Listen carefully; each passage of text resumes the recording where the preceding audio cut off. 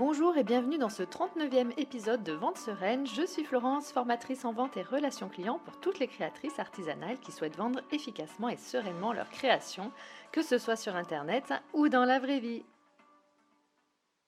Alors aujourd'hui, je suis ravie d'accueillir à nouveau une créatrice dans cet épisode de podcast et j'ai donc le plaisir de discuter avec Morgane, la créatrice de Nature à préserver.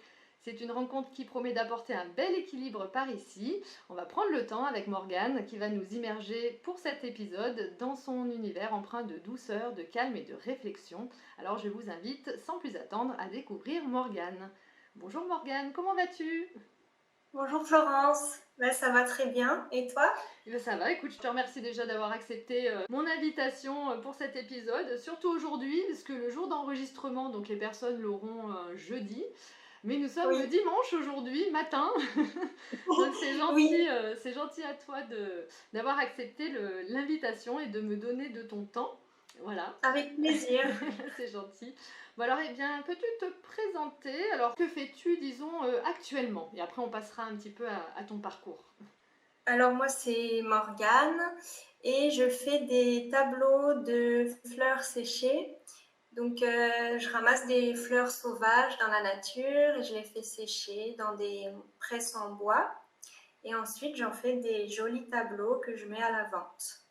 Et je suis aussi photographe nature.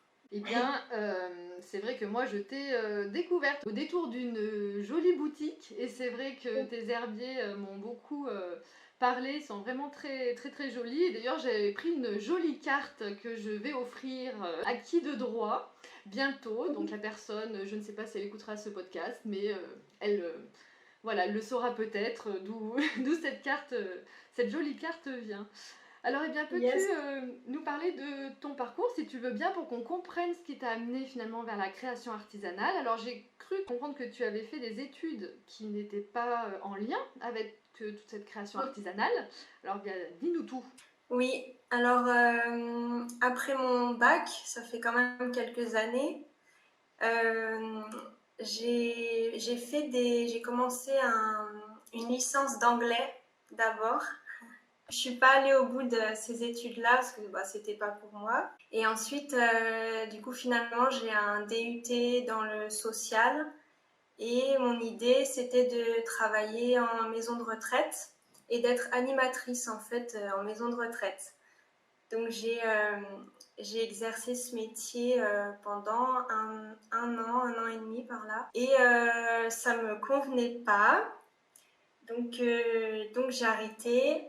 Et donc là, on est en 2019. Et à cette année-là, j'ai découvert en fait le zéro déchet et l'écologie. On a entrepris avec mon conjoint un voyage à vélo. On a fait 1000 km Waouh! de vélo sur un mois. C'était la grande aventure. Donc vraiment, c'était plein de remises en question cette année-là. Aussi, aussi mon rapport au corps en tant que femme. Tu sais pourquoi on se maquille, pourquoi on s'épile. Enfin, j'avais vraiment toutes ces remises en question-là en 2019. C'était lié à l'âge? Ah, je sais pas si c'est l'âge. Je, J'ai vraiment l'impression que c'est la rencontre du zéro déchet, du vélo et de l'écologie. C'était un monde vraiment très nouveau pour moi. Mhm. Ouais, je sais pas comment j'en suis venue à me demander Ouais. pourquoi je m'épile. Non, je crois que c'est plus la rencontre avec toutes ces nouvelles choses. Oui, on commençait Et à en parler enfin, depuis quelques années déjà et c'est vrai qu'on voyait de plus en plus sur les blogs, sur internet, etc. Et que ça, bah, tant mieux dans un sens, hein, puisque on se pose des bonnes questions aussi sur le zéro déchet, donc c'est bien. oui, oui, c'est ça. Il y a aussi tout ce qu'on peut voir sur Internet ou sur les réseaux aussi qui sont très, très inspirants. Et en revenant du voyage à vélo, j'avais vraiment envie de contribuer à ça, au zéro déchet, à sensibiliser à l'écologie, à l'environnement et tout ça. Et du coup, j'ai créé une première activité où je faisais des articles zéro déchet en couture. Donc des cotons à démaquiller, de l'essuie-tout lavable, des petits sacs pour faire ses courses en vrac, etc. Donc c'était une sacrée expérience, hein, et puis j'y suis allée, je me suis lancée comme ça, enfin, sans formation, sans réfléchir, j'avais juste envie, donc je l'ai fait. Et sans, enfin, c'était vraiment ton activité à plein temps, du coup, à ce moment-là? Oui, à ce Ouais, moment-là, j'étais à temps plein dessus, ouais, pour le développement de l'activité. Ouais. d'accord. Et tu vendais par quel moyen? Comment tu te faisais connaître, du coup, à ce temps-là? Alors, à ce moment-là, bah, c'est aussi pour ça que ça n'a pas trop duré. Je me cachais beaucoup, donc ça aide pas à vendre. J'avais une boutique Etsy déjà à cette période-là. Voilà, et j'avais fait quelques événements, des événements notamment à la ferme, les portes ouvertes, où du coup j'exposais mes créations, puis j'animais des ateliers, on faisait des bivraps, je sais pas si tu connais. Oui, oui, oui, oui, oui, c'est pour couvrir les bols ou ton sandwich ou je ne sais trop avec de la cire d'abeille, c'est ça? Oui, c'est ça, Ah, oui, c'est un tissu enduit oui. de cire d'abeille. Et ça, tu les faisais, c'est ça? Tu les créais, du On coup? faisait et j'animais aussi des ateliers là-dessus, on faisait ça avec les gens, ça c'était vraiment chouette de partager ça. Et je faisais des petits marchés locaux aussi, Mhm. mais c'était vraiment tout petit. Enfin, Et un peu à tes proches ou pas du tout? oui, oui, oui, je vendais aussi à mes proches. Voilà, et puis bon, c'était quand même très fatigant, et puis j'avais pas les bases, c'était une première expérience, donc j'avais envie d'arrêter ça. Et comme j'avais une expérience de couturière, du coup, j'ai pu travailler. Donc, c'est de la couture. On travaillait dans l'industrie du luxe, dans comment dire, une marque de luxe français. Mhm. Donc, je faisais de la couture là-bas. Donc, ça, j'ai fait ça donc de 2022 à 2023. Mais tu as arrêté complètement ton activité de zéro déchet, Oui, du coup? Oui. oui, oui, j'ai complètement arrêté parce que du coup, j'ai pris cette activité-là qui était salariée et à temps plein et j'étais vraiment trop fatiguée pour mon Bien activité. sûr. Donc, du coup, j'ai voulu arrêter à ce moment-là. Et donc, bon, c'était un contresens dans ma vie, hein, ce travail. Parce que bah, c'est vrai que du coup, je voulais partager ma passion du zéro déchet et tout ça. Et après, atterrir dans l'industrie du luxe, enfin, ça paraît tellement un grand écart. C'était le grand écart dans ma tête, hein. Vraiment, j'étais vraiment tiraillée dans mes valeurs. Je me demandais ce que je faisais là. Donc, bon, je suis quand même restée un peu trop longtemps à mon goût parce que j'ai très vite su que c'était pas pour moi, mais je me suis forcée à rester parce que bah, on se donne plein de raisons, hein. Oui, il y a l'argent, ah bah, je suis en CDI, et puis on a des projets, et puis blablabla, mais après, quand tu as la santé qui ne suit pas, il vaut mieux arrêter. Donc j'ai démissionné l'année dernière en avril 2023. D'accord. Donc ça fait un an. Mhm. Bon anniversaire. Oui. Euh, mais du coup, c'est super intéressant là aujourd'hui de voir le chemin Et parcouru oui. depuis Oui, un malgré an. tout, peut-être que enfin, cette expérience, alors je ne sais pas si elle a été nécessaire, mais en tous les cas, elle t'a montré ce que tu avais envie et ce que tu n'avais peut-être plus envie. Donc Mm. c'est toujours enrichissant, on va dire, de garder le positif même dans la douleur. Oui, oui, c'est ça. Bah, ça m'a surtout montré ce que je voulais pas. Voilà. Donc c'est aussi très bien comme ça permet de se frayer un chemin Mm. plus cohérent. Et donc quand j'ai démissionné, j'étais vraiment focalisée sur le fait qu'il fallait que je quitte cet emploi et j'ai pas du tout pensé à la suite. Donc après, je me suis retrouvée à la maison. Mon Dieu, j'étais fatiguée et ma santé, c'était vraiment pas top. Et mes journées étaient longues et j'avais rien de prévu. Enfin, c'était difficile, quoi.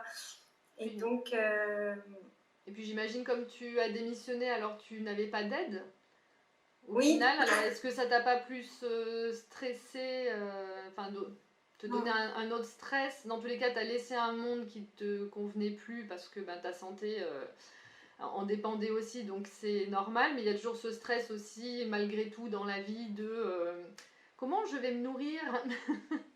mm, oui. Alors sur le moment, j'avais pas ce stress par rapport à l'argent parce que j'avais quelques économies et donc je me disais bah je vais tenir quelques mois, ça va aller. Et puis en fait, je sais pas, j'ai l'impression que je m'en fichais un peu vraiment. C'était ma santé qu'il fallait remettre sur pied d'abord. Donc l'argent, vraiment, ça passait Voilà. après. Oui, tu t'es Ouais. vraiment écouté ta santé, ça c'est important pour repartir dans Mm. tous les cas sur de bonnes bases. Il faut que la base soit solide. C'est ça, c'est ça. Et après, c'est vrai que le fait de démissionner, c'est un sacré risque parce que le chômage met du temps à arriver. Mais j'étais vraiment dans la confiance. Je me disais, ça va aller. Et je trouve que j'ai de la chance parce que j'ai eu des rentrées d'argent imprévues et enfin, tout paraissait très aligné en fait. Enfin, c'était bien.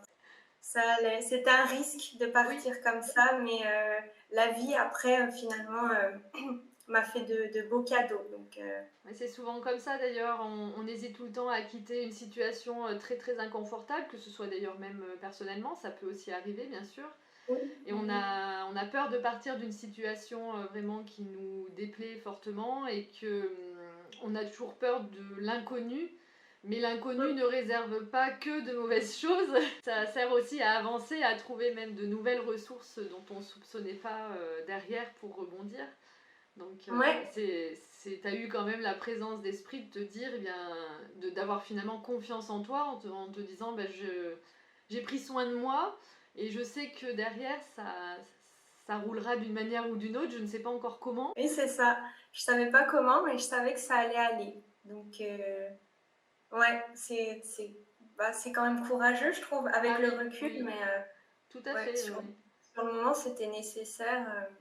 Donc, j'ai fait comme ça. Et alors, au mois d'avril l'année dernière, j'allais beaucoup me promener en nature parce que ça me faisait du bien. Là, j'étais bien. J'avais beaucoup d'angoisse. Donc, dans la nature, j'en avais plus. Euh, et alors, j'ai repris la photo et j'en suis venue à cueillir des fleurs. Je les mettais à sécher dans des livres à ce moment-là, là, les gros livres. Mhm. Donc, j'ai commencé mes herbiers comme ça. Et des herbiers, j'en avais commencé 2 ans auparavant. En même temps que je commençais cet emploi salarié, mais j'avais pas le temps en fait de créer, puis j'avais plus envie déjà, donc j'avais pas perduré là-dedans. Mais ces herbiers sont toujours à la maison. Et alors j'ai commencé les herbiers, j'ai débuté Nature à préserver au mois d'août l'année dernière, en 2023. Ah Donc oui, c'est tout récent. d'accord. Et tu parlais de photos, tu as dit que tu as repris la photo, c'est que tu faisais de la photo un petit peu Oui, par la photo, plaisir, j'ai ouais. commencé en 2012. D'accord. Ça fait 12 ans que je prends la nature en photo. Ça a toujours été la nature, les fleurs, les insectes. D'accord. Et après, à chaque fois que mes études prenaient trop de place ou qu'un emploi prenait trop de place, ben, je délaissais la photo parce que je n'avais plus le temps et plus forcément envie ou l'inspiration pour faire, mais ça m'a toujours quand même suivi et ça m'a toujours manqué aussi quand je faisais pas de photos ou quand je prenais pas assez de temps en nature, ça me manquait beaucoup, ouais. Mhm. C'est comme on mange, on respire, j'ai besoin de la nature. Mais alors, Voilà. tu viens de dire que tu as créé Nature à préserver en août 2023. Tu as dit que ta première expérience dans le zéro déchet, bon, ben, tu as cherché un emploi après un peu plus stable. Ta première expérience d'indépendante, t'avais plus ou moins plu. Comment tu as réussi à repasser ce pas-là d'une manière différente? Oui, alors j'étais moins en phase avec le zéro déchet. En fait, j'étais même, j'ai l'impression, au-delà du zéro déchet parce que je vendais des cotons à démaquiller lavables. Mais j'avais envie de dire aux gens, mais ne vous maquillez pas en fait. Enfin, tu sais, pour réduire vraiment le truc, j'étais vraiment un peu à l'extrême, au-delà du zéro déchet. J'étais plus en accord avec ce que je vendais en fait. Oui, c'est comme Voilà. si tu étais pour une cause, mais que tu alimentais cette cause pour... Enfin, Oui, c'est je ça. comprends, ouais. Ou même les essuie-tout lavables, je me disais, bah, prenez un torchon. Les grands-mères, elles ont plein de torchons dans leur placard. Donc, ouais, j'étais plus en phase. Je trouve que c'est quand même des super initiatives, mais je suis au-delà maintenant. Et alors, après l'entrepreneuriat, moi j'aime beaucoup. Je trouve que c'est quand même difficile et fatigant. Mais je sais maintenant que j'ai besoin d'entreprendre et j'ai besoin d'avoir une activité où je fais les choses à ma manière Bien sûr. euh, une activité où j'offre au monde ma sensibilité et ce que je sais faire et mes valeurs. Et j'ai vraiment j'ai besoin de ça quand même. Je ne m'épanouis pas dans le salariat si je fais que ça. Et maintenant, je me demande peut-être aussi que je ne m'épanouis pas dans l'entrepreneuriat si je fais que ça. Je pense que j'ai besoin d'avoir les deux en fait. Mhm. Tes sources d'inspiration, tu nous as dit que c'était la nature. Est-ce uniquement la nature? Ou est-ce que tu as aussi un style particulier? Alors moi je les ai vus, bien sûr, tes herbiers. Tu fais Ouais. aussi des cartes. Euh, Oui, des que- cartes. Dis-nous Je tout. fais aussi des marque-pages avec les chutes de papier de mes tableaux. Mhm. Je fais pas de gâchis. Mes sources d'inspiration, je pense qu'elles sont multiples. Parfois, je peux être inspirée par une fleur que j'ai fait sécher et je la découvre en ouvrant ma presse et je me dis ah, j'ai trop envie de faire un tableau avec cette fleur. Ou alors, je peux être inspirée par un cadre que j'ai trouvé sur une brocante. Et je me dis, oh là là, je sais ce que je vais faire avec ce cadre. Moi aussi, je suis inspirée par la nature de manière générale. Et je peux être inspirée aussi par une conversation avec quelqu'un. Ou par exemple, si je me promène dans une brocante, des fois, je vois une assiette fleurie, enfin rien à voir, mais j'imagine un tableau dans ma tête. Voilà. D'accord. Les sources d'inspiration, elles viennent de partout, n'importe quand, n'importe comment. Ouais. Oui, ou peut-être même au détour des lectures. J'ai vu aussi bah, sur tes cartes où tu mettais des jolies phrases. Et ben les jolies phrases, il y en a qui datent d'une quinzaine d'années. Ça fait un moment que j'ai toujours eu un livre avec un cahier en fait que je faisais moi-même avec des citations que je trouvais je sais pas où. Ou peut-être qu'il y en a que j'ai imaginées, je me rappelle pas. Mais ça fait un moment, il y a des phrases oui, que je les ai, j'avais envie d'en faire quelque chose et ça y est. D'accord. Alors parlons un peu de tes canaux de vente, parce que déjà, où te sens-tu à l'aise? Puisque, eh bien, tu as dit que quand tu faisais du zéro déchet, donc tu faisais un peu des marchés, tu avais fait aussi des ateliers. Qu'est-ce que tu fais avec tes herbiers? Tu fais des ateliers aussi? Oui, Et où les vends-tu? Où les commercialises-tu? les herbiers, je les vends. J'aime bien faire les marchés, Mhm. marchés de créateurs, marchés de Noël. J'aime bien l'ambiance, j'aime bien côtoyer d'autres créateurs, créatrices. Je trouve ça aussi c'est très inspirant, je trouve. Euh, J'aime bien le contact client aussi. J'aime bien aussi vendre dans les boutiques de créateurs. Et notamment quand c'est moi qui assure la permanence de la boutique, j'aime beaucoup la relation client.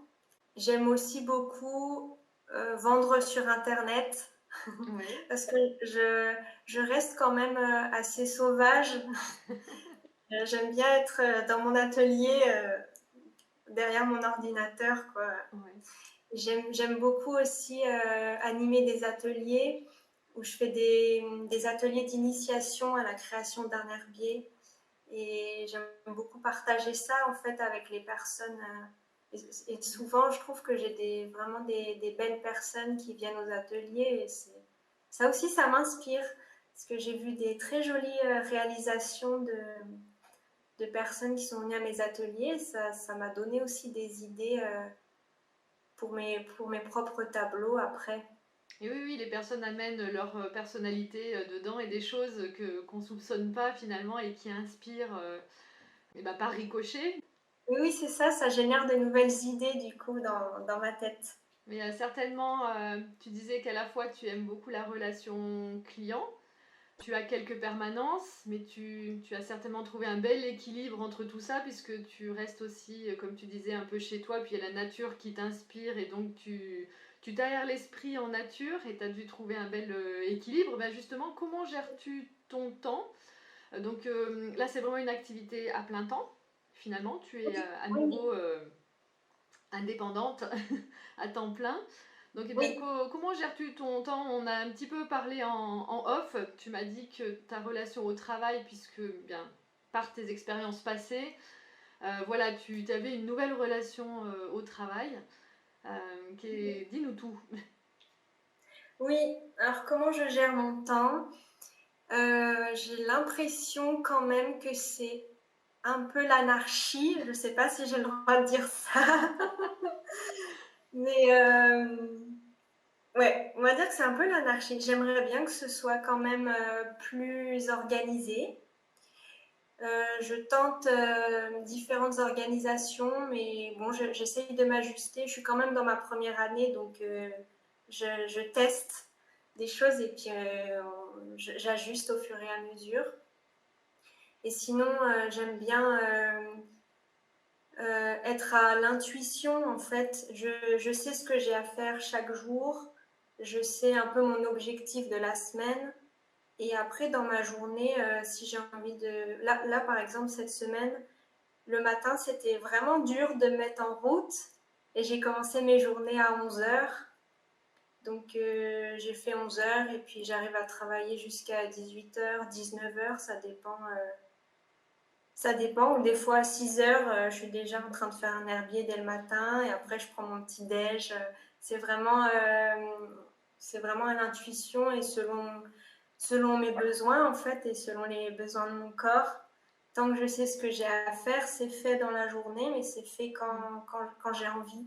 Aussi parce que j'ai envie de faire les choses avec enthousiasme et j'ai pas envie de me forcer.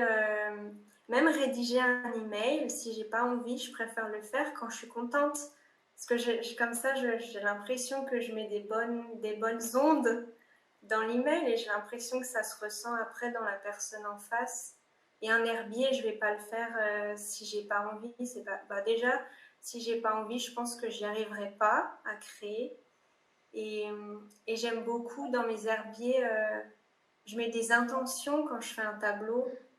Et alors, pas tout le temps, mais parfois j'aime bien penser à la personne qui s'offrira ou qui recevra mon tableau.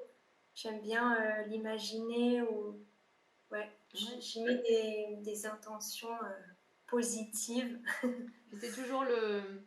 On a toujours peur de ça quand on est créatrice, c'est qu'au départ, on a souvent une passion, ou du moins voilà, quelque chose qui nous fait plaisir à faire, et dès lors qu'on la professionnalise un peu, eh bien, on s'aperçoit qu'il y a plein d'autres tâches qui vont nous prendre même plus de temps que la création, et c'est là où est tout l'enjeu, c'est de se dire, bah mince, est-ce que je vais créer après et que je vais avoir moins envie de perdre cette petite flamme? Oui, Et c'est vrai que tu as l'air d'essayer justement de trouver cet équilibre, enfin où tu es en train de trouver cet équilibre. Et puis oui, effectivement, il faut tester des organisations. Je pense que l'entrepreneuriat, c'est ça, c'est on teste, on modifie, on reteste, on remodifie. Oui, oui, c'est ça. Et puis je trouve que même en trouvant une organisation qui nous va bien, nous aussi, personnellement, on évolue dans notre vie. Donc, nos besoins et nos envies changent. Et du coup, il faut remettre une autre organisation. C'est tout un truc, mais c'est aussi passionnant, je trouve. En fait, tu as ta feuille de route, c'est un peu comme tu pars en balade finalement. Tu vas chercher des fleurs, ça c'est ta feuille de route. Et puis Morgane se perd au détour d'un sentier parce qu'elle a vu une fleur un peu plus loin. Et hop, C'est on ça, reprend le chemin, c'est ça. c'est ça. Finalement, ça fait un gros détour. Voilà. Mais on va vers l'objectif. Mais on a trouvé des jolies choses entre-temps. Oui, oui, c'est ça. Et du coup, dans la question comment je gère mon temps, là dernièrement, j'ai fait beaucoup de travail sur l'ordinateur pour ouvrir ma boutique en ligne. Et alors, pour contrebalancer ça, je passe aussi beaucoup de temps dans la nature, en fait, pour contrebalancer. Le soir, je vais gambader dans les champs. Et voilà, je m'équilibre comme ça. Je trouve que quand même, j'y arrive bien. C'est chouette. Et tu parlais aussi de ta relation au travail, que tu voulais donner beaucoup de sens justement à ça et à cet équilibre. Oui, en fait, au fur et à mesure des années, j'ai beaucoup réfléchi et repensé à ma relation au travail. Euh, Moi, de base, j'ai une relation compliquée avec le travail salarié, parce que j'aime pas qu'on m'impose des horaires, des ordres, bon, voilà. Et je trouve beaucoup que pour tout le monde, ou pour la majorité des personnes, que le travail, il y a beaucoup la notion de contrainte, on se force, on fait un métier qu'on n'aime pas forcément. Et pourquoi on le fait? Bah, parce qu'il faut bien de l'argent. Et je trouve ça triste. Et j'ai l'impression qu'on n'est pas éduqué pour faire ce qu'on aime. J'ai l'impression qu'on est éduqué pour faire de l'argent. Et bon, ça, c'est que mon avis. Mais du coup, ça me convient pas du tout. Et alors, je me suis demandé, moi, et pourquoi moi je travaille? Et c'est pas pourquoi, point d'interrogation, c'est pour espace quoi? Et en fait, dans quel but je travaille? Et c'est vraiment pour le travail pour moi, c'est de quelle façon j'ai envie de contribuer au monde et qu'est-ce que j'ai envie d'apporter au monde et en quoi je suis douée. Je sais que la créativité, ça c'est quelque chose, j'ai pas du tout de problème à être créative et je pense que c'est une de mes forces et je suis aussi vraiment très sensible et la sensibilité dans l'artisanat et dans l'art, bah ça c'est super. Et, euh, et j'ai envie de contribuer à un monde meilleur, rien que ça. Et Beau j'ai projet. envie, voilà, rien que ça quoi. Et j'ai envie bah de partager mes valeurs au monde et ma sensibilité aussi pour l'environnement et tout ce qu'on connaît par rapport au climat. Et c'est vraiment très inquiétant. Et j'ai envie, avec mes tableaux, de sensibiliser à la protection de l'environnement. Tu vois, si par exemple, tu achètes un tableau et il y a une jolie fleur dessus et que cette fleur, tu la reconnais ensuite dans la nature et que tu sais son nom, je me dis, mais ça c'est merveilleux. Enfin, j'ai l'impression vraiment d'avoir déjà réussi quelque chose. Je sème des petites graines Oui, dans finalement, par dans les... l'apprentissage aussi, conscient ou inconscient, c'est-à-dire que quelqu'un qui va prendre tes herbiers va avoir aussi un peu de connaissances. Toi, tu nourris les autres, mais tu te nourris toi-même aussi de Mm. cette nature et de cet équilibre aussi. Oui, oui, ça me nourrit beaucoup. Et j'encourage vraiment chacun et chacune à faire quelque chose qui lui plaît, en fait. Après, bien sûr, il y a toujours la notion d'argent qui rentre en compte parce qu'on vit dans un monde physique. On a besoin d'objets, puis on a besoin de faire les courses et de payer nos loyers, etc. Mais je trouve qu'on est vraiment plus heureux quand on fait quelque chose qu'on aime, même si c'est un petit peu un petit peu tous les jours, mais voilà, du coup, je mets vraiment beaucoup de sens dans mon travail et je trouve que c'est important et je m'épanouis mieux comme ça. Oui, finalement, tu es revenu à l'entrepreneuriat, mais d'une manière différente qui te convient mieux, alors que finalement, c'est ton fil rouge, puisque tu étais sur accessoires zéro déchet. On était aussi quand même déjà dans l'écologie, alors d'une autre Oui, manière. Mais d'avoir oui, réussi à retrouver un autre sens encore comme ça, c'est chouette. Ton cheminement, si tu le regardes un petit peu en hauteur, avec du recul, tu as un fil rouge. oui, oui, oui, oui, il y a quand même un lien. Je fais pas non plus, je fais pas n'importe quoi. Non, mais Oui, après, on oui, peut il y a s'en du- apercevoir que plus tard de ce fil rouge. On le voit. oui, Et toi, c'est la nature et puis le bien-être et de ouais, travailler, mais tout en se disant bah, qu'est-ce qui me rendrait heureuse. Et j'ai pas forcément besoin de 15 000 € par mois pour être heureuse. Et que si tu arrives à mm, trouver l'équilibre entre un peu d'argent et ta manière de vivre, etc., c'est là le plus intéressant en fait, c'est d'être en phase. Il y a des personnes qui ont des millions sur leur compte et qui ne sont pas heureux. Donc, oui, oui, oui, c'est sûr. Oui, oui, c'est sûr. Oui, oui. eh bien, quelles sont tes actualités? Que peut-on te souhaiter? Est-ce que tu as des objectifs, des projets, si tu souhaites les partager, bien sûr? Quelle est la suite de tout ça pour l'instant? Donc, j'ai Oui, cru comprendre que tu avais ouvert une boutique Etsy vraiment il y a quelques jours, heures, quelques-uns. quelques heures. Oui, oui, ça c'est ma grosse actualité. Oui, j'ai passé la semaine à créer ma boutique. C'est une boutique en ligne que j'ai fait du coup sur Etsy. À la base, je voulais me faire un site internet vraiment à mon nom, nature à préserver, etc. J'ai mon nom de domaine et tout, mais je trouve que le site internet, ça me demande beaucoup d'efforts et beaucoup d'énergie. Donc, je me suis dit, je vais faire une pause là-dedans. Je vais faire plutôt Etsy que je connais déjà, du coup. Ça m'a quand même pris bien 3 jours entiers, 10 heures par jour. Mon Dieu, Ah, la ouais, j'ai technique. beaucoup travaillé. Mais ouais, voilà, la boutique Etsy est en ligne. Et qu'est-ce qu'on peut me souhaiter pour la suite? J'aimerais beaucoup intégrer de nouvelles boutiques de créateurs Mhm. en Isère ou peut-être en France, ailleurs. Ouais. Des belles boutiques. Et tu prends des Mais contacts ou tu prends des contacts? C'est toi qui démarches, du coup? ah, mais il y a les deux. Oui, les deux, on vient de chercher aussi. Oui, Hmm, oui, oui, on vient me chercher. Ça, c'est chouette. c'est très gratifiant, Tout hein. à fait. C'est très gratifiant. Et j'aime bien aussi faire un petit coucou aux boutiques. Tiens, j'aime bien ce que je peux venir. Ouais. Voilà, en fait, j'aime bien faire les choses très, très simplement. Mhm. Tu sais, je me dis pas, oui, je vais démarcher, costard, cravate, petite mallette. Oh, c'est pas le genre de la maison, je ne crois pas. Non, non, non, non, je fais comme je suis. Alors, c'est pas forcément parfait ou je sais pas, peut-être que c'est moins professionnel. En tout cas, c'est professionnel à ma façon. Donc, et puis, si ça plaît en face, bah, du coup, c'est bien.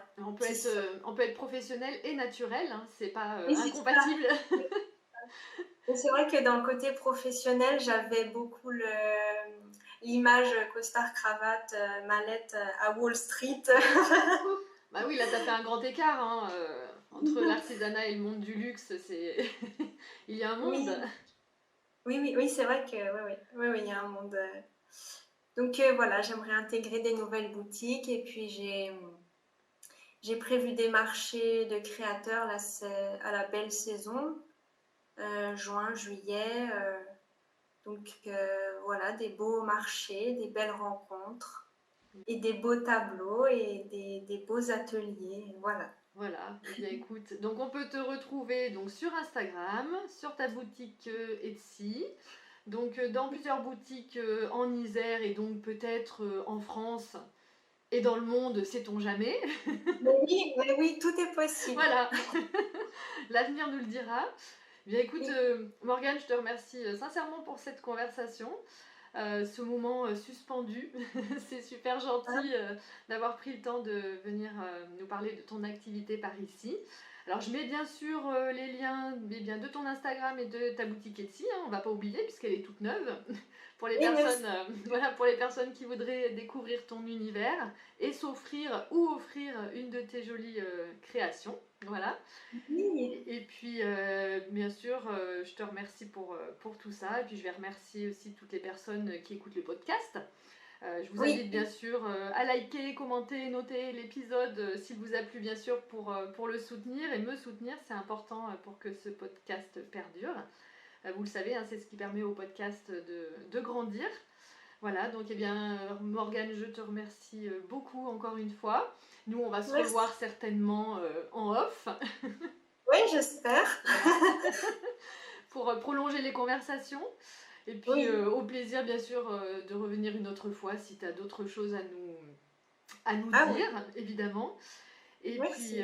eh bien, merci à tous et puis à bientôt pour un prochain épisode. Voilà. Au revoir Morgane. Au revoir, merci.